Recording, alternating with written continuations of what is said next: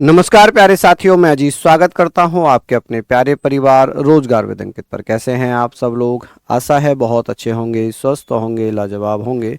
तो जल्दी से लाइव आ जाइए, जुड़ जाइए मेरे साथ। हम लोग यहां पर बात करेंगे प्रधानमंत्री और संघीय मंत्री परिषद की, जिसमें हम लोग कुछ महत्वपूर्ण तथ्यों के बारे में बात करेंगे, कुछ इंपॉर्टेंट फैक्ट के बारे में बात करेंगे। तो आप सभी से रिक्वेस्ट है कि आप ज़्यादा से ज़्यादा संख्या में मेरे साथ कि मेहनत आपकी निश्चित सफल होगी। हम यहाँ पर पॉलिटी पढ़ रहे हैं और पॉलिटी में जो आज का हमारा टॉपिक है वो है प्रधानमंत्री एवं, आप कहेंगे सर प्रधानमंत्री एवं मंत्री परिषद। ठीक है, मंत्री परिषद या संघीय मंत्री परिषद भी कह सकते हैं। अगर प्रधानमंत्री लिखा हुआ है तो संघीय लिखने की आवश्यकता नहीं है। ठीक है, संघीय मंत्री परिषद कह लें या मंत्री परिषद कह लें, ये बातें हम यहाँ पर पढ़ते हुए चलेंगे। देखिए, जब हम ये सारी बातें पढ़ते हैं तो हमें ध्यान में रखना होगा कि सर प्रधानमंत्री और मंत्री परिषद, इसे हम क्या बोल सकते हैं? आप कहेंगे सर प्राइम मिनिस्टर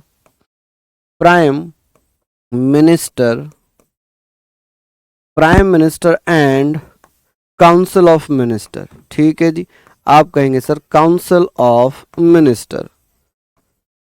चलिए जल्दी से आप लोग आ जाइए, सारी चीजें नोट डाउन करना प्रारंभ करिए। मिनिस्टर, ठीक है, मिनिस्टर्स। चलिए यहां तक हम लोग बात करेंगे कि सर ये बताइए प्रधानमंत्री और मंत्री परिषद संविधान के किस भाग में है? आवाज नहीं जा रही क्या?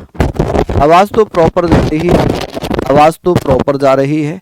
चलिए हम लोग यहाँ पर बात कर लेते हैं। दिक्कत है क्या भैया?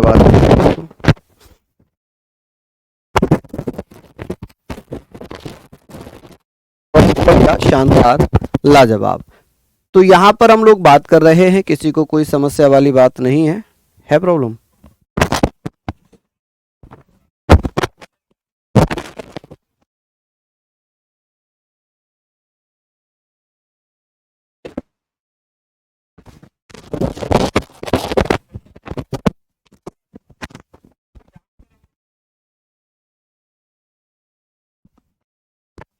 अब ठीक है क्या? अभी प्रॉब्लम ठीक है क्या? बताइए जल्दी से। अभी प्रॉब्लम ठीक होगी। हम यहाँ पर बात करेंगे सर ये संविधान के किस भाग में आता है, किस पार्ट में आता है? तो आप कहेंगे सर जो पार्ट है, पार्ट नंबर है 5। और यहाँ पर एक आर्टिकल है, हम आर्टिकल 74 से पढ़ेंगे। अनुच्छेद 74 क्या कहता है? अनुच्छेद 74 में क्या लिखा है कि सर राष्ट्रपति को सलाह देने के लिए एक मंत्री परिषद का गठन किया जाएगा, मंत्री परिषद बनाई जाएगी, जिसे हम संघीय मंत्री परिषद कह सकते हैं। अगर प्रधानमंत्री साथ में नहीं लिखा है तो हम संघीय मंत्री परिषद बोलेंगे, संघीय मंत्री परिषद।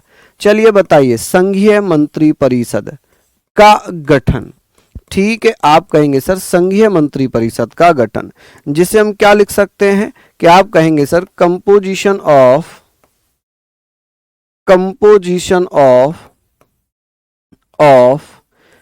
Union council of minister, union council of minister. अगर प्रधानमंत्री साथ में नहीं लिखा है तो संघीय मंत्री परिषद बोलेंगे। ठीक है, अगर प्रधानमंत्री लिखा है तो केवल मंत्री परिषद से काम चल जाएगा। अब यहां पर बात आती है कि सर संघीय मंत्री परिषद का गठन ये किस लिए किया जाता है? आप कहेंगे सर ये किया जाता है राष्ट्रपति को सलाह देने के लिए। किसके लिए? राष्ट्रपति को सलाह देने के लिए। बहुत अच्छा क्वेश्चन बनेगा, राष्ट्रपति को सलाह देने के लिए। ठीक है जी, सलाह देने के लिए हमने जब अनुच्छेद 53 पढ़ा था तो हमने वहां पर बातें की थी कि सर राष्ट्रपति को सलाह देने के लिए एक मंत्री परिषद का गठन होगा। हमने पढ़ा था ना ये सारी बातें, हमने चीजें वहां पर पढ़ी थी कि सर राष्ट्रपति को सलाह देने के लिए एक मंत्री परिषद का गठन किया जाएगा। ठीक है, जिसका प्रमुख कौन होगा, हेड कौन होगा? आप कहेंगे सर मंत्री परिषद का प्रमुख कौन होता है? प्रमुख की बात कर लें, इसके अध्यक्ष की बात कर लें कि सर संघीय मंत्री परिषद का प्रमुख अध्यक्ष कौन होता है? तो आप कहेंगे सर प्रधानमंत्री होता है। कौन होता है जी? आप बताएंगे सर प्रधानमंत्री होता है। कौन होता है? प्रधानमंत्री। तो ये सारी चीजों को आप लोगों को लिखना पड़ेगा। अब यहाँ पर हमने बात करनी है कि सर मंत्रियों की नियुक्ति किसके द्वारा की जाती है, कि सर ये जो मंत्री होते हैं, मंत्रियों की नियुक्ति, तो आप पहले बताइए मंत्री कितने प्रकार के होते हैं, क्योंकि नियुक्ति में हम प्रधानमंत्री और मंत्री दोनों एक साथ पढ़ लेंगे, दोनों एक साथ पढ़ लेंगे। हमें बात करनी है कि सर मंत्रियों के प्रकार, आप मुझे बताइए मंत्रियों के प्रकार, मंत्रियों के प्रकार, कि सर मंत्री कितने प्रकार के होते हैं, तो आप कहेंगे सर मंत्री होते हैं 3 प्रकार के। आप लोगों को कमेंट करके बताना है कि सर मंत्री कितने प्रकार के होते हैं। चलिए बताइए कितने प्रकार के मंत्री होते हैं, चलिए बता दीजिए। खुशी यानी क्या सलाह दी जाती है, देखिए सरकार से संबंधित जो भी जानकारी होंगी, जो भी चीजें होंगी, जो भी लीगल एडवाइस होंगी वो देंगे भैया। चलिए अब क्या सलाह होती है वो तो सरकार ही बता पाएगी, सरकार कौन सी सलाह दे रही है राष्ट्रपति को, ठीक है, राष्ट्रपति किस मामले पर सलाह ले रहा है, तो वो भी एक अलग बात हो जाएगी। आप लोग मुझे फटाफट से यहाँ पर बता दीजिए जल्दी से कि सर यहाँ पर आपका क्या होगा, कौन कौन आंसर बता रहे हैं, कौन कौन भैया आंसर बता रहे हैं, चलिए बता दीजिए। तो हम लोगों ने पढ़ना है कि सर मंत्रियों के प्रकार, तो आप लोग कहेंगे सर मंत्रियों के 3 प्रकार होते हैं। एक होते हैं केंद्रीय मंत्री, कौन होते हैं, केंद्रीय मंत्री, हालांकि आप लोगों को पता होना चाहिए, एक होते हैं केंद्रीय मंत्री, एक होते हैं राज्य मंत्री, कौन होते हैं, राज्य मंत्री, और एक होते हैं भैया उप मंत्री, कौन होते हैं, उप मंत्री, ठीक है, जिसे हम क्या बोलेंगे भैया, उप मंत्री। ये आप लोग लिखेंगे क्या, उप मंत्री। चलिए तो सारी बातें हमने यहाँ पर लिखनी है, सारी बातें हमने यहाँ पर लिख ली। इन्हें हम बोलते हैं सेंट्रल मिनिस्टर या यूनियन मिनिस्टर, सेंट्रल मिनिस्टर।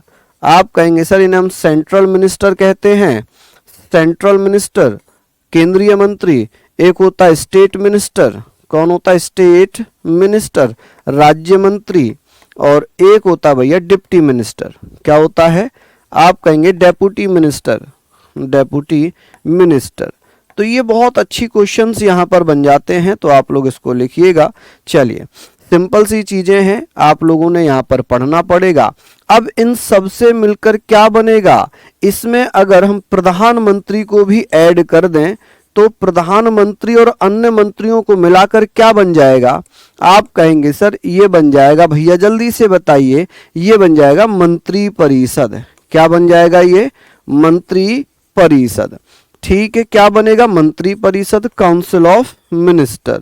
आप कहेंगे सर काउंसिल ऑफ मिनिस्टर, कि सर काउंसिल ऑफ मिनिस्टर, मंत्री परिषद और मंत्रिमंडल में क्या अंतर होगा, आप कहेंगे सर मंत्री परिषद और मंत्रिमंडल में क्या अंतर होगा, कौन कौन साथी बता देंगे, आप कहेंगे सर मंत्री परिषद में प्रधानमंत्री, केंद्रीय मंत्री, राज्य मंत्री और अन्य मंत्री भी शामिल होंगे, जबकि मंत्रिमंडल शब्द हमारे भारतीय संविधान में था ही नहीं। जो मंत्रिमंडल शब्द है ये भारतीय संविधान में नहीं था, इसे बाद में शामिल किया गया है, इसे बाद में शामिल किया गया है, ये भली भांति आप लोग जानते होंगे कि सर जो मंत्री परिषद है, मंत्री परिषद में प्रधानमंत्री भी शामिल होता है, केंद्रीय मंत्री भी शामिल होते हैं, राज्य मंत्री भी शामिल होते हैं, अन्य मंत्री भी शामिल होते हैं। तो कुल मिलाकर इन्हें हम क्या कर लेंगे, कुल मिलाकर हम यहां पर बात करेंगे, यहां पर हम बात करेंगे। चलिए मुझे बताइए कि सर ये सारी चीजें हो गई, केंद्रीय मंत्री कह लें, यूनियन मिनिस्टर कह लें, संघीय मंत्री कह लें, एक ही बात है। लेकिन अगर जब कभी बात आए मंत्रिमंडल की, जब कभी बात आएगी मंत्रिमंडल की, तो आप मुझे बताइए, तो आप मुझे क्या कहिएगा, आप मुझे क्या कहेंगे, फटाफट से बता दीजिए। आप कहेंगे सर जो मंत्रिमंडल है ना, उसमें केवल प्रधानमंत्री और केंद्रीय मंत्री शामिल होते हैं, यानी कि यूनियन मिनिस्टर और केवल प्राइम मिनिस्टर इसमें शामिल होते हैं। कोई दिक्कत वाली बात यहां पर अगर हो तो प्लीज मुझे बता देंगे सभी साथी, ठीक है।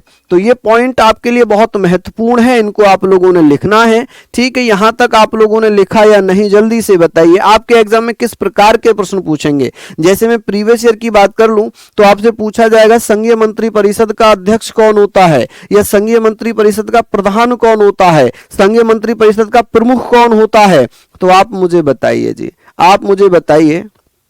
चलिए यहां तक हमने लिख लिया। अब बात आती है कि सर अगर ये पूछ ले यहां पर अगर मंत्रिमंडल शब्द पूछ ले कि सर मंत्रिमंडल, तो इसके बारे में थोड़ा सा डिटेल जरूर बताना चाहूंगा। मंत्रिमंडल जिसे हम कैबिनेट कहते हैं, जिसे हम कैबिनेट कहते हैं। आप कहेंगे सर कैबिनेट मंत्री, आपने नाम सुना होगा भाई, कैबिनेट मंत्री है यानी कि केंद्रीय मंत्री है। तो कैबिनेट जो शब्द है ये हमारे मूल संविधान में तो था नहीं, ये मूल संविधान में तो था नहीं। इसे कब जोड़ा था, फटाफट से बताइए। मूल संविधान में नहीं था। ये जो शब्द है ना, ये मूल संविधान में नहीं था।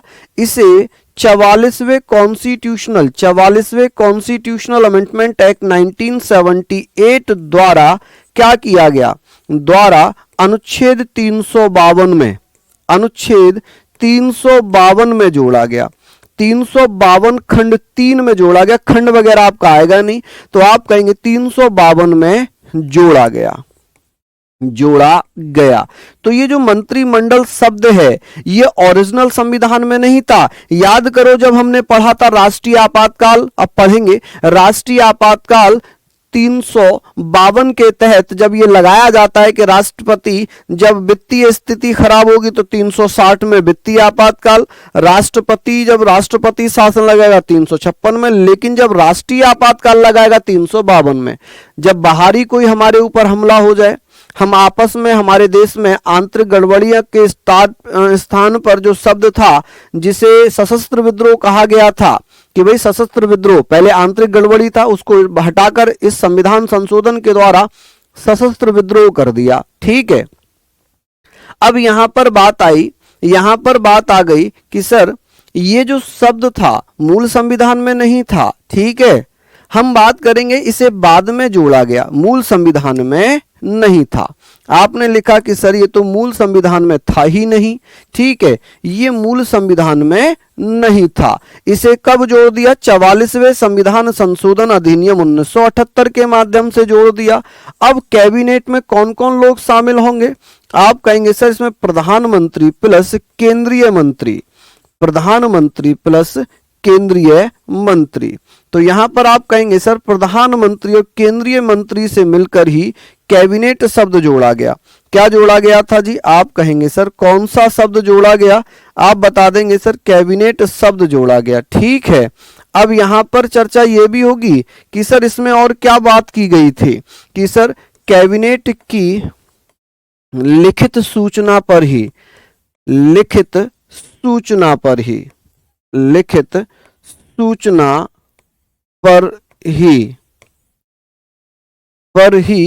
राष्ट्रपति राष्ट्रीय आपातकाल लगाएंगे।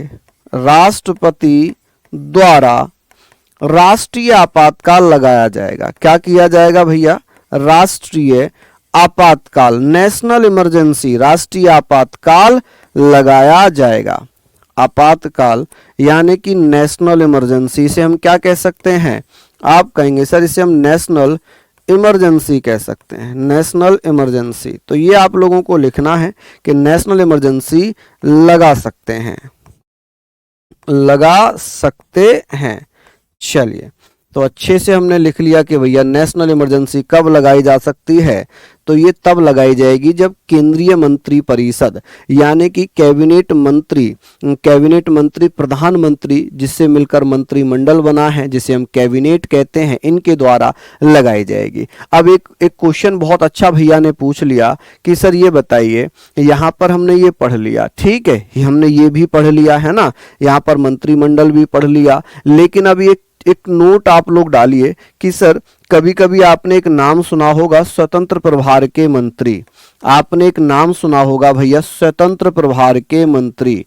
क्या बोलते हैं इन्हें, स्वतंत्र प्रभार के मंत्री, स्वतंत्र प्रभार के मंत्री। अब इसका क्या मतलब है कि ऐसी स्थिति में जब केंद्रीय मंत्री नहीं है, कोई विभाग खाली पड़ा है, तो उस विभाग की जिम्मेदारी किसी राज्य मंत्री को दी जाती है, मंत्रिमंडल का अध्यक्ष प्रधानमंत्री ही होता है। ठीक है, चलिए यहां पर हमने बातें कर ली। अब आप लोग मुझे बताओ स्वतंत्र प्रभार का मंत्री राज्य मंत्री को ही बनाया जाता है। किसे, राज्य मंत्री को ही बनाया जाता है। को बनाया जाता है, बनाया जाता है। यहां तक हमने लिख लिया कि राज्य मंत्री को बनाया जाता है। ठीक है, ये तो बड़ा नॉर्मल सा क्वेश्चन था कि भैया जो स्वतंत्र प्रभार का मंत्री है इसका क्या मतलब है। देखिए, इसकी पावर तो केंद्रीय मंत्री की रहती है, जो पावर होती है वो केंद्रीय मंत्री की होती है, लेकिन ये राज्य मंत्री ही बनता है स्वतंत्र प्रभार का मंत्री। जैसे कोई मान लीजिए कोई छोटा, केंद्र में कोई छोटा मोटा विभाग खाली पड़ा है, ठीक है, तो उस विभाग की जिम्मेदारी किसी राज्य मंत्री को सौंप दी जाती है कि भाई जब तक उस विभाग के मंत्री नहीं बन रहे हैं आप इसका अतिरिक्त कार्यभार संभाल लो, तो उसे बोलते हैं स्वतंत्र प्रभार का मंत्री। क्या बोलेंगे? स्वतंत्र प्रभार का मंत्री। कल मैराथन नहीं हुई थी? नहीं, मैराथन नहीं हुई थी भाई। चलिए, तो ये हमने लिख लिया। अब बात करेंगे मंत्री एवं प्रधानमंत्री की नियुक्ति। अब आप बताइए कि सर प्रधानमंत्री एवं, क्योंकि एक ही आर्टिकल में है, दोनों एक ही आर्टिकल में होंगे, प्रधानमंत्री एवं अन्य मंत्रियों की नियुक्ति। आप कहेंगे सर अन्य मंत्रियों की नियुक्ति। चलिए जल्दी जल्दी से बताइए, मंत्रियों की नियुक्ति कौन करेगा जी? कौन से आर्टिकल में होंगी? हालांकि इसके बहुत सारे क्लोज हैं, लेकिन मैं क्लोज कराऊंगा नहीं आप लोगों को, केवल आर्टिकल बता दे रहा हूं क्योंकि काफी सारे क्लोज हैं और क्लोज आपके एग्जाम में आएंगे नहीं। आप कहेंगे sir appointment of prime minister, appointment of prime minister, appointment of prime minister and minister. ठीक है जी, appointment of prime minister and minister. तो ये सारी चीजें हमने पढ़नी है, सारी चीजों के बारे में हम बात करेंगे। मिनिस्टर्स कि सर इनकी नियुक्ति कौन करता है, कौन से आर्टिकल में दिया हुआ है? तो एक आर्टिकल दिया है आर्टिकल 75। हालांकि क्लोज 1 होगा, लेकिन क्लोज हम पढ़ेंगे नहीं क्योंकि यहां पर क्लोज भी दिया है, क्लोज हमें पढ़ना नहीं है, बहुत सारे क्लोज हो जाएंगे। आप कहेंगे सर राष्ट्रपति। अब आपके मन में डाउट आएगा, सर हमने तो सुना है प्रधानमंत्री का चुनाव होता है ना? आपके मन में यही तो बातें आ रही होंगी कि सर प्रधानमंत्री का तो चुनाव होता है ना? किस किस के मन में ये बात आई थी कि प्रधानमंत्री का तो चुनाव होता है? कौन कौन भैया ये बात अपने मन में लाए थे? चलिए देखिए, मैंने कहा था ना जनता के द्वारा, बहुत सारे बच्चे कहने लगे जनता के द्वारा। मैंने अभी थोड़ी देर पहले आपको बताया था कि मंत्री परिषद का जो अध्यक्ष होता है वो प्रधानमंत्री होता है। ठीक है, ये हमने पढ़ा था। अब जब हम लोकसभा चुनावों में लोकसभा सांसद चुनते हैं और लोकसभा सांसद अपना बहुमत का नेता चुनते हैं, लोकसभा का नेता चुनते हैं और वही लोकसभा के नेता को राष्ट्रपति प्रधानमंत्री बना देते हैं। कौन? प्रधानमंत्री बना देते हैं। तो ये आप कभी भी ध्यान रखना, ये कभी भी ध्यान रखना कि सर कि प्रधानमंत्री का चुनाव नहीं होता, नियुक्ति होती है। चुनाव एमएलए का होता है, एमएलए का होता है, एमपी का होता है। ठीक है, एमएलए अपना मुख्यमंत्री बनाते हैं, एमपी अपना प्रधानमंत्री बनाते हैं। तो ये सारी चीजें हमने लिख ली। समझ में आया आपको? आप यहां पर बताइए कि सर अब ये हमने पढ़ लिया और इसी में लिखा हुआ है, इसी में लिखा है पीएम की सलाह पर। आप कहेंगे सर पीएम की सलाह पर अन्य मंत्रियों की नियुक्ति, सलाह पर अन्य मंत्रियों की नियुक्ति, अन्य मंत्रियों की नियुक्ति। तो ये सारी बातें हमें लिखनी पड़ेंगी, नियुक्ति। चलिए, तो हमने पढ़ा पीएम की सलाह पर अन्य मंत्रियों की नियुक्ति भी राष्ट्रपति महोदय ही करेंगे। कौन करेंगे? राष्ट्रपति। राष्ट्रपति को एक लिस्ट भेजी जाती है कि कल इन व्यक्ति को आपको मंत्री के पद पर नियुक्त करना है। ठीक है जी, मंत्रियों की नियुक्ति भी राष्ट्रपति करते हैं। यहां तक हमने पढ़ लिया। अब बात करेंगे सर योग्यताएं क्या होंगी, इनका कार्यकाल बताइए कि सर इनका कार्यकाल क्या है। कार्यकाल, टेन्योर क्या होगा, चाहे वो प्रधानमंत्री हो चाहे वो अन्य मंत्री हो, कि सर प्रधानमंत्री और अन्य मंत्रियों का जो कार्यकाल है वो भी आर्टिकल 75 में दिया है। किस में दिया है? आर्टिकल 75 में ही दिया हुआ है। अब बात आती है कि सर हमने यहाँ पर बात करी कि सर कौन कितने समय तक रह सकता है प्रधानमंत्री। अब आपके मन में ये डाउट आ रहा होगा कि सर प्रधानमंत्री जो है वो राष्ट्रपति के प्रसाद पर्यंत पद पर रहता है। चलिए हम बात करेंगे सर कि ये राष्ट्रपति के प्रसाद पर्यंत या 5 साल। देखिए संवैधानिक भाषा कहती है कि प्रधानमंत्री और अन्य मंत्री राष्ट्रपति के प्रसाद पर्यंत अपने पद पर बने रहते हैं, during of the pleasure of the president. जब तक राष्ट्रपति चाहेंगे तब तक ही अपने पद पर बने रहेंगे, ठीक है। लेकिन वास्तविकता यह है कि जब तक इन्हें लोकसभा में बहुमत मिलता रहेगा ये अपने पद पर बने रहेंगे, ठीक है। हम लोग यहां पर बात करेंगे कार्यकाल के बारे में, बात कर रहे हैं कि प्रधानमंत्री और अन्य मंत्रियों का जो कार्यकाल है वो कितना होगा। आप कहेंगे सर राष्ट्रपति के प्रसाद पर्यंत। किसके? राष्ट्रपति के प्रसाद पर्यंत। मंत्री हो चाहे प्रधानमंत्री हो, प्रसाद पर्यंत। इसका क्या मतलब है? इसका मतलब है जी ड्यूरिंग ऑफ द प्लेजर। आप कहेंगे sir during of the pleasure, during of the pleasure, during the pleasure of, during the pleasure of the president, during the pleasure of president. आप मुझे बताएंगे सर प्रेसिडेंट कि जब तक राष्ट्रपति चाहेंगे प्रधानमंत्री अपने पद पर बना रहेगा। अगर सामान्य कार्यकाल पूछ लिया जाए कि सर सामान्य कार्यकाल कितना होगा, हालांकि सामान्य कार्यकाल का संविधान में कोई वर्णन नहीं है। सामान्य कार्यकाल जर्नल टेन्योर अगर पूछ लिया जाए तो संविधान में वर्णन नहीं है, ठीक है। प्रधानमंत्री और मंत्री एक सामान्य कार्यकाल में 5 साल के लिए, लेकिन ये जरूरी नहीं है कि वो पूरे 5 साल तक ही रहेंगे। प्रसाद पर्यंत का मतलब है जब तक राष्ट्रपति चाहेंगे तब तक प्रधानमंत्री और मंत्री परिषद अपने पद पर बने रहेंगे। लेकिन अगर सामान्य कार्यकाल पूछा जाए तो 5 साल, सामान्य कार्यकाल पूछा जाए तो 5 साल। अगर ऐसे पूछेगा कि निम्नलिखित कथनों में से प्रधानमंत्री का कार्यकाल बताइए, आप कहेंगे ऊपर लिखा है 5 साल, एक लिखा है 6 साल, एक लिखा है राष्ट्रपति के प्रसाद पर्यंत, तब आप कहेंगे राष्ट्रपति के प्रसाद पर्यंत। अगर ऐसे पूछेगा कि निम्नलिखित में से प्रधानमंत्री का कार्यकाल बताइए, ऑप्शन दिया है 5 साल, 4 साल, 6 साल, 10 साल, इनमें से कोई नहीं, तो आप कहेंगे 5 साल। क्यों? क्योंकि वहां पर राष्ट्रपति के प्रसाद पर्यंत नहीं दिया था, ठीक है जी। चलिए बहुत बढ़िया। तो यहां पर हमने बात कर ली, चाहे मंत्री हो या प्रधानमंत्री हो, इनका कार्यकाल कितना होता है? 5 साल तक। ये तो हो गई संवैधानिक भाषा। वास्तविकता क्या है? आप कहेंगे सर वास्तविकता में, आप कहेंगे सर जब तक लोकसभा में बहुमत मिलता रहेगा, लोकसभा में बहुमत यानी कि मेजॉरिटी मिलती रहेगी। क्या मिलती रहेगी जी? बहुमत मिलता रहेगा, मेजॉरिटी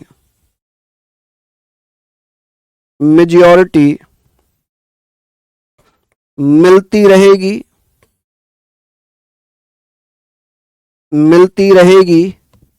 तब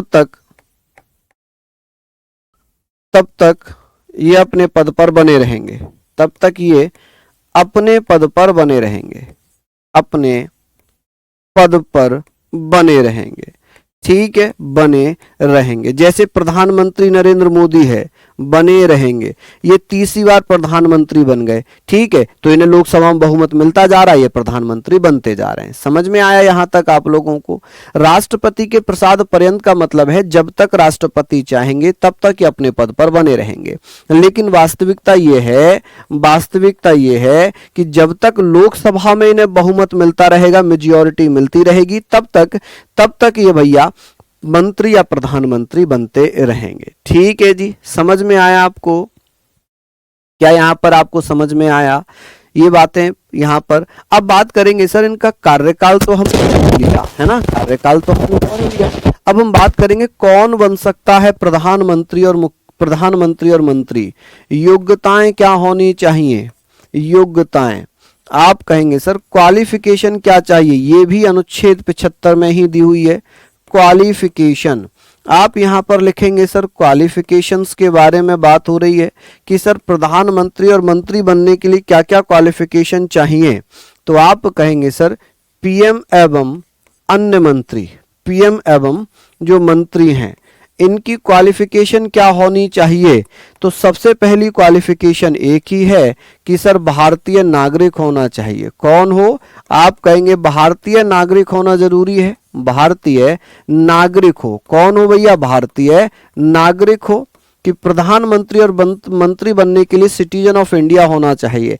कभी कभी यहां पर गलत कथन दे देता है कि निम्नलिखित में से गलत कथन छांटिए, ठीक है, या निम्नलिखित में से सही ऑप्शन का चयन करें। ऑप्शन ए भारत का नागरिक हो, ऑप्शन बी भारत में जन्मा नागरिक हो, ऑप्शन सी जन्म से भारत का नागरिक हो, ऑप्शन डी सभी सही हैं। तो आप कौन से आंसर पर टिक करेंगे, कौन से आंसर पर टिक करेंगे, जल्दी से बताना। बहुत हल्का सा कॉमन सेंस लगाना है। मैंने ऑप्शन दिए हैं भारत में जन्मा नागरिक हो, फिर वॉइस में प्रॉब्लम हो गई क्या?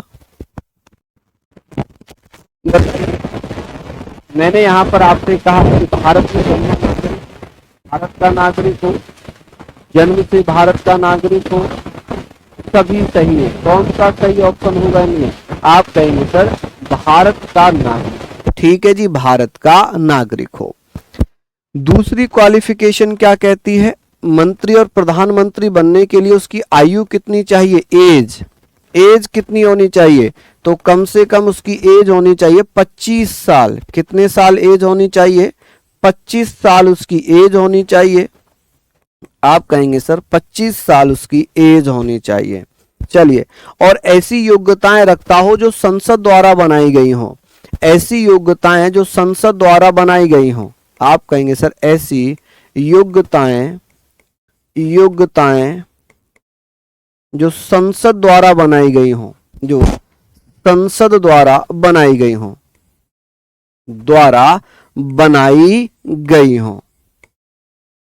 ठीक है, बनाई गई हो।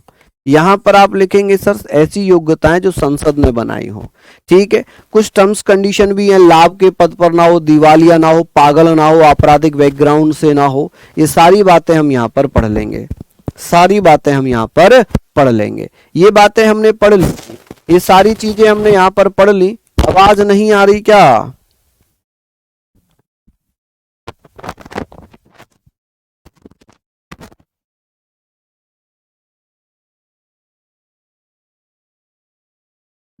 अभी आ रही है आवाज? अभी आवाज प्रॉपर आ रही है क्या, बताइए।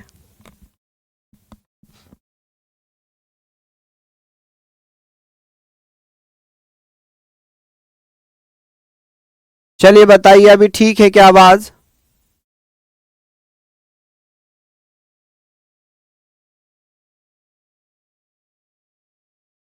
चलिए, ओके, हमने ये बातें कर ली।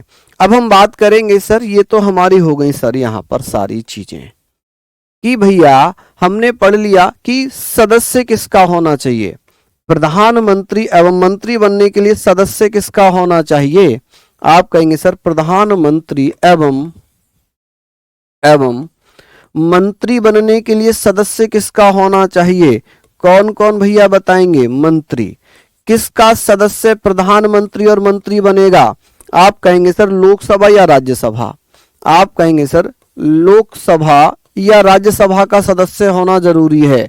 मंत्री या प्रधानमंत्री बनने के लिए, मंत्री बनने के लिए आप कहेंगे सर बनने के लिए कौन होना चाहिए, बनने के लिए लोकसभा या राज्यसभा का सदस्य होना जरूरी है। लोकसभा या राज्यसभा का सदस्य होना जरूरी है, या राज्यसभा। आप कहेंगे सर राज्यसभा। लोकसभा या राज्यसभा का सदस्य बनना जरूरी है, ठीक है, का सदस्य होना जरूरी है, सदस्य होना आवश्यक है। यदि कोई ना तो लोकसभा का सदस्य है ना राज्यसभा का सदस्य है तो क्या वो मंत्री आवश्यक, आवश्यक है। देखिए, यदि कोई ना तो लोकसभा का सदस्य है ना राज्यसभा का सदस्य है, क्या ऐसी स्थिति में मंत्री या प्रधानमंत्री बन सकता है? बिल्कुल बन सकता है, लेकिन उसे क्या करना पड़ेगा? ध्यान पर देखना कि यदि कोई व्यक्ति लोकसभा या राज्यसभा का सदस्य नहीं है, यदि कोई व्यक्ति लोकसभा या राज्यसभा का सदस्य नहीं है, या राज्यसभा का सदस्य नहीं है, सदस्य नहीं है, तब भी राष्ट्रपति द्वारा उसे पीएम या मंत्री बनाया जा सकता है, पीएम या मंत्री बनाया जा सकता है। चलिए, मंत्री या प्रधानमंत्री बनाया जा सकता है, लेकिन बात यहां पर ये आती है कि भैया क्या करना पड़ेगा? लेकिन उसे 6 माह के अंदर जो मंत्री या प्रधानमंत्री बन रहा है, उसे 6 माह के अंदर, विद इन 6 मंथ, 6 माह के अंदर लोकसभा या राज्यसभा की सदस्यता लेना अनिवार्य होगा। लोकसभा या राज्यसभा, आप कहेंगे लोकसभा या राज्यसभा की सदस्यता लेना अनिवार्य है, राज्यसभा की सदस्यता लेना अनिवार्य होगा। सदस्यता, आप कहेंगे सर सदस्यता लेना अनिवार्य होगा, कंपलसरी होगा। ठीक है, मान लो होगा कि 6 महीने के अंदर लोकसभा या राज्यसभा की सदस्यता लेना अनिवार्य है। मान लो कोई सदस्य जो मंत्री बन गया और वो ना तो लोकसभा का सदस्य था ना राज्यसभा का सदस्य था। ठीक है, अब यहां पर हमने पढ़ लिया कि यदि कोई ना तो लोकसभा का सदस्य ना राज्यसभा का सदस्य फिर वो मंत्री बनता है, तो वो अधिकतम 6 महीने तक रह सकता है, क्योंकि लोकसभा या राज्यसभा की सदस्यता लेना अनिवार्य है, क्योंकि यहां पर लिखा है कि लोकसभा या राज्यसभा का सदस्य होना आवश्यक है। अगर ना तो लोकसभा का है ना राज्यसभा का है, तो ऐसी स्थिति में वो मंत्री नहीं रह सकता। अब बात यह आती है, यदि कोई प्रधानमंत्री जो राज्यसभा से बनता है, तो उसकी मिनिमम एज कितनी होनी चाहिए? राज्यसभा से यदि कोई मंत्री या प्रधानमंत्री बनता है, तो उसकी कम से कम आयु 30 वर्ष होना जरूरी है। कितनी वर्ष होना जरूरी है? 30 वर्ष, क्योंकि ये हमने राज्यसभा में पढ़ना है। ठीक है, राज्यसभा का सदस्य 30 वर्ष का बनता है, लोकसभा का 25 वर्ष का बनता है। तो क्या अभी तक इस स्थिति पर कि कोई व्यक्ति जो लोकसभा राज्यसभा का सदस्य, यदि कोई व्यक्ति जो लोकसभा राज्यसभा का सदस्य नहीं है, फिर भी मंत्री या प्रधानमंत्री बना है? आज तक ऐसा हुआ ही नहीं है कि किसी भी ऐसे व्यक्ति को प्रधानमंत्री या मंत्री बना दिया गया हो जो लोकसभा या राज्यसभा का सदस्य ना रहा हो। चलिए, यहां पर हमने बात कर ली, यहां पर सारी बातें हमने कर ली। अब हम बात कर लेते हैं कि भैया ये बताइए कि ये सारी चीजें आप पहले लिख लीजिए, ठीक है। अब ऐसे कौन कौन से प्रधानमंत्री थे जो राज्यसभा से बने थे? मैं एग्जाम्पल के तौर पर बताता हूं। वैसे तो हमें यही पता है कि भाई ऐसे व्यक्ति को ही लोकसभा में, ऐसे व्यक्ति को प्रधानमंत्री या मंत्री बनाते हैं जो लोकसभा से हो, है ना। अधिकतर ऐसा होता है कि सर जो लोकसभा में बहुमत दल का नेता होता है, लीडर ऑफ मेजॉरिटी होता है, वही प्रधानमंत्री बनता है। सर 6 माह तक नहीं बन पाया तो उसे अपने पद से त्याग पत्र देना पड़ेगा। मान लो कोई मंत्री बन गया और 6 महीने में वो लोकसभा या राज्यसभा की सदस्यता नहीं ले पाया, तो उसे अपना पद त्यागना पड़ेगा। चलिए, बात आती है कि सर राज्यसभा से कौन कौन प्रधानमंत्री बने हैं? राज्यसभा से पीएम, आप मुझे बताइए राज्यसभा से पीएम कौन कौन बने थे? प्राइम मिनिस्टर कौन कौन बने हैं? तो यहां पर लिख लेना कि राज्यसभा से प्रधानमंत्री सबसे पहले 1966 में इंदिरा गांधी जी, जिस समय इंदिरा गांधी प्रधानमंत्री बनी थी, वो राज्यसभा से सदस्य थी, लोकसभा से नहीं थी। इंदिरा गांधी, आप कहेंगे सर इंदिरा गांधी। अच्छा, 1996 में एच डी देवगौड़ा, आप कहेंगे सर एच.डी. देवगौड़ा, और 2004 में 2009 में आप कहेंगे सर कौन थे? डॉक्टर मनमोहन सिंह। 2 बार बने थे ना, दोनों बार राज्यसभा से थे, डॉक्टर मनमोहन सिंह, मनमोहन सिंह। ठीक है, ये आप लोग लिखेंगे डॉक्टर मनमोहन सिंह। चलिए, तो यहां तक हमने सारी बातें पढ़ ली, यहां तक हमने अपनी बातें कर ली। किसी को कोई दिक्कत वाली बात हो तो बताएं, सारी चीजें हमने लिख ली। ठीक है, अब हम आगे बात करेंगे। अब हम कुछ स्टेटमेंट के बारे में चर्चा कर लेंगे कि सर कुछ स्टेटमेंट हैं। ठीक है, कुछ स्टेटमेंट के बारे में बात करें। जैसे प्रधानमंत्रियों की सूची ये हो गई कि पहले प्रधानमंत्री कौन थे? पंडित जवाहरलाल नेहरू थे। फिर गुलजारी लाल नंदा पहले कार्यवाहक प्रधानमंत्री बने, क्योंकि नेहरू जी की मृत्यु हो गई, गुलजारी लाल नंदा कार्यवाहक प्रधानमंत्री बन गए। कार्यवाहक का मतलब होता है कि वो प्रधानमंत्री नहीं है, लेकिन उसे प्रधानमंत्री की जिम्मेदारी दे दी गई। ठीक है, जैसे कार्यवाहक राष्ट्रपति बनते हैं, वैसे ही कार्यवाहक प्रधानमंत्री बने। क्या कार्यवाहक प्रधानमंत्री बनने की व्यवस्था संविधान में नहीं है? ठीक है, लाल बहादुर शास्त्री, जब लाल बहादुर शास्त्री की मृत्यु हुई फिर भी गुलजारी लाल नंदा बने, तो गुलजारी लाल नंदा 2 बार कार्यवाहक प्रधानमंत्री बने। इंदिरा गांधी पहली महिला प्रधानमंत्री, मोरारजी देसाई पहले गैर कांग्रेसी प्रधानमंत्री, चौधरी चरण सिंह एक दिन भी संसद नहीं गए, इंदिरा गांधी, राजीव गांधी सबसे कम उम्र के प्रधानमंत्री। मैं इनसे संबंधित स्टेटमेंट लिखवाऊंगा, तो इन्हें लिखने में अपना समय मत गवाना, इन्हें लिखने में अपना समय मत गवाना।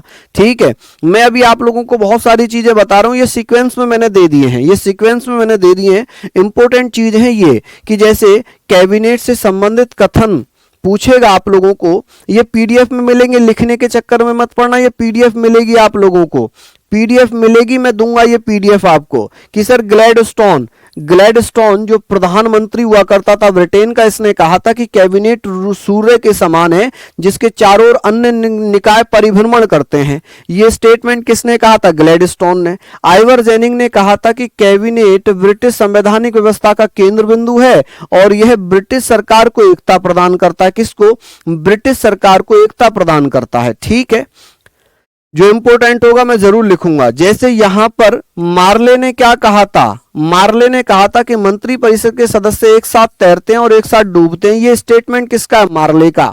क्यों कहा? कि जब कभी भी संसद में प्रधानमंत्री अपना त्यागपत्र दे देता है तो सभी मंत्रियों का त्यागपत्र अपने आप ही हो जाता है, उन्हें त्यागपत्र देने की आवश्यकता नहीं पड़ती, केवल प्रधानमंत्री त्यागपत्र दे दे। जैसे कोई लड़ाई हो रही है, राजा महाराजा लड़ रहे हैं और किसी सेनापति को, राजा को ही गिरफ्तार कर लिया जाए तो सेना अपने आप ही सरेंडर कर देगी। आपने युद्ध देखे होंगे, है ना, युद्ध जैसे मूवियों में जो पुरानी मूवियां होती थी या महाभारत रामायण चलते थे तो हमने देखते थे ना कि महाभारत का युद्ध चल रहा है, भाई उसको राजा को गिरफ्तार कर लो तो सेना अपने आप ही सरेंडर कर देगी। तो मंत्री परिषद के सदस्य एक साथ तैरते हैं और एक साथ डूबते हैं। तो ये बात किसने कही थी? मार्ले ने कही थी। इंपोर्टेंट है, इसको याद कर लेना। इनको चाहो तो इग्नोर कर सकते हो लेकिन इसको इग्नोर मत करना कि मार्ले ने कहा था कि मंत्री परिषद के सदस्य एक साथ तैरते हैं, एक साथ डूबते हैं। वहीं प्रधानमंत्री के बारे में और क्या कहा था मार्ले ने कहा कि प्रधानमंत्री कैबिनेट रूपी मेहराब की आधारशिला है, अर्थात मंत्री परिषद की नींव का पत्थर है। इन्होंने कहा कि प्रधानमंत्री कैबिनेट रूपी मेहराब की आधारशिला है, कि यदि प्रधानमंत्री अपना त्यागपत्र देता है तो पूरी मंत्री परिषद गिर जाती है। जैसे अगर किसी की नींव का पत्थर निकाल लो तो पूरी बिल्डिंग गिर जाएगी, वैसे ही अगर प्रधानमंत्री ने त्यागपत्र दे दिया तो पूरी मंत्री परिषद का त्यागपत्र हो जाता है। ठीक है, ये स्टेटमेंट इंपोर्टेंट है और जहां जहां मैं इंपोर्टेंट लिख रहा हूं उनको तो आप पढ़ ही लेना, याद ही कर लेना। ठीक है, कि the prime minister is the foundation stone of the arch of the cabinet, that is foundation stone of the council of prime minister, council of minister. Bharat के 3 प्रधानमंत्री ऐसे बताइए जिनकी मृत्यु उनके कार्यकाल के दौरान हुई, जब वो प्रधानमंत्री थे तब उनकी मृत्यु हुई। तो ऐसी पहले प्रधानमंत्री थे पंडित जवाहरलाल नेहरू, जब वो प्रधानमंत्री थे तभी उनकी मृत्यु हो गई। फिर थे लाल बहादुर शास्त्री, जब उनकी जो कार्यकाल थे तब उनकी मृत्यु हो गई। संध्या जी शायद आपने सुना नहीं मेरी बहन, मैंने ये कहा कि आपको ये लिखने की आवश्यकता नहीं है, पीडीएफ में मैं दूंगा। अगर इन स्टेटमेंट को लिखोगे तो 1 घंटा चला जाएगा स्टेटमेंट लिखने में ही। ठीक है, जो समझाने वाली बातें थी वो मैंने आपको टाइम दिया प्रॉपर लिखने का। ठीक है, मैंने समझाया प्रॉपर, मेरी बात समझिए, पहले 2 मिनट का टाइम ले रहा हूं। जो समझाने वाली चीज थी मैंने लिखकर समझाई। अब जो आपको याद करने वाली चीजें हैं वो मैं स्टेटमेंट में दे रहा हूं। अगर मैं इन्हें हाथ से लिखूंगा या आप इन्हें लिखने में लगेंगे तो पूरा घंटा तो स्टेटमेंट लिखने में चला जाएगा। तभी मैं कह रहा हूं कि आप इनको जो है पीडीएफ से याद कर लेना या पीडीएफ से लिख लेना। अब ये बताइए क्या ये वाले पॉइंट समझ में आए जो मैंने अभी बताए, कि जो बड़े बड़े पॉइंट हैं इनको आप पीडीएफ से लिख लेना। अगर क्लास में लिखना चाहोगे तो नहीं लिख पाओगे, बहुत समय जाएगा लिखने में, क्योंकि एक स्टेटमेंट नहीं काफी सारे स्टेटमेंट हैं, काफी सारे स्टेटमेंट हैं। चलिए अब बताइए समझ में आ गई मेरी बात जो मैं समझाना चाह रहा था। सर जो अभी पीएम है वो कौन से सभा से हैं? लोकसभा से मोदी जी, ठीक है। चलिए हमने पढ़ा कि सर 3 प्रधानमंत्री जवाहरलाल नेहरू, लाल बहादुर शास्त्री, श्रीमती इंदिरा गांधी, पद के दौरान इनकी मृत्यु हो गई। क्या हो गई जी? पद के दौरान इनकी मृत्यु हो गई। चलिए आगे बात करेंगे गुलजारी लाल नंदा। आप यहां पर बताइए सर गुलजारी लाल नंदा 2 बार जवाहरलाल नेहरू तथा लाल बहादुर शास्त्री की मृत्यु के समय भारत के कार्यवाहक प्रधानमंत्री चुने गए। कि सर भारत के पहले कार्यवाहक प्रधानमंत्री कौन थे? गुलजारी लाल नंदा। लाल बहादुर शास्त्री की मृत्यु 11 जनवरी 1966 को ताशकंद, भारत के बाहर। ताशकंद कहां पड़ता है? उज्बेकिस्तान में। कहां पड़ता है? उज्बेकिस्तान में पड़ता है। तो क्या ये पॉइंट आप नहीं लिख पाएंगे? बताइए पीडीएफ से लिख लेंगे ना ये। चलिए हमने बात करनी है कि लाल बहादुर शास्त्री 11 जनवरी 1966 में इनकी मृत्यु हुई, जब ये ताशकंद गए हुए थे। ताशकंद समझौते के दौरान इनकी मृत्यु हो गई। कुछ ने कहा हार्ट अटैक आया, किसी ने कहा कि कुछ दे दिया गया है खाने में। तो अब इनकी मृत्यु भी रहस्य बनी हुई है, ठीक है। चौधरी चरण सिंह, चौधरी चरण सिंह भारत के ऐसे प्रधानमंत्री थे जिन्होंने अपने कार्यकाल में संसद का सामना नहीं किया। कि चौधरी चरण सिंह के समय कोई बैठक ही नहीं हुई, एक दिन भी संसद ना जाने वाले प्रधानमंत्री कौन थे? चौधरी चरण सिंह थे। कौन थे? चौधरी चरण सिंह। पीएम की लास्ट एज क्या है? देखिए विशाल जी, पीएम नेता मंत्री इनकी कोई अधिकतम उम्र नहीं है। जब तक ये लोकसभा में जीतते रहते ये मंत्री प्रधानमंत्री बनते रहते, इनकी मैक्सिमम एज है ही नहीं, ठीक है। हमने बात कर ली चौधरी चरण सिंह ऐसे प्रधानमंत्री थे जो अपने कार्यकाल के दौरान एक दिन भी संसद नहीं गए। क्यों नहीं गए? क्योंकि बैठक ही नहीं हुई कोई। आगे बात करते हैं, यहां पर हम बात करेंगे सर प्रधानमंत्री पद से त्यागपत्र देने वाले पहले प्रधानमंत्री कौन थे? मोरारजी देसाई थे, ठीक है। राजीव गांधी सबसे कम उम्र के, मोरारजी देसाई सबसे अधिक उम्र के प्रधानमंत्री बने। आपसे पूछेगा कि सबसे कम उम्र के प्रधानमंत्री कौन थे? आप कहेंगे राजीव गांधी। सबसे अधिक उम्र के प्रधानमंत्री कौन थे? मोरारजी देसाई। गैर कांग्रेसी प्रधानमंत्री कौन थे? मोरारजी देसाई। लोकसभा में अविश्वास प्रस्ताव प्रधानमंत्री जवाहरलाल नेहरू के विरुद्ध लाया गया था और पेश किसने किया था? ये इनके खिलाफ जो अविश्वास प्रस्ताव था ये पेश किसने किया था? ये पेश किया था आचार्य जेबी कृपलानी ने। पास नहीं हुआ था आचार्य जेबी कृपलानी। आचार्य जेबी कृपलानी, ठीक है। यहां तक आप लोगों ने लिख लिया? मुझे बताइए फटाफट से, जल्दी जल्दी से आप मुझे बताइएगा। यहां पर हमने लिख लिया। नेक्स्ट है कि सर चौधरी चरण सिंह, चौधरी चरण सिंह तथा अटल बिहारी वाजपेयी ऐसे प्रधानमंत्री थे जिन्होंने लोकसभा में विश्वास प्रस्ताव पर मतदान के पहले ही त्यागपत्र दे दिया। विश्वास प्रस्ताव का मतलब है कि भैया अगर मैं बहुमत में हूं तब तो मैं विश्वास प्रस्ताव पेश करूंगा कि भाई मेरे पास इतने सारे वोट हैं जो प्रधानमंत्री बनने के लिए सफिशिएंट हैं। यानी कि लोकसभा का 1/3 या 2/3 बहुमत। आप कहेंगे सर लोकसभा में 2/3 बहुमत से, अब जैसे मान लो आधे प्लस 1, आधे का 1 ज्यादा, आधे का 1 ज्यादा ही तो हुआ। जैसे 500 सदस्य, जैसे 543 सदस्य हैं तो करीबन 272 सदस्य चाहिए प्रधानमंत्री बनने के लिए लोकसभा में।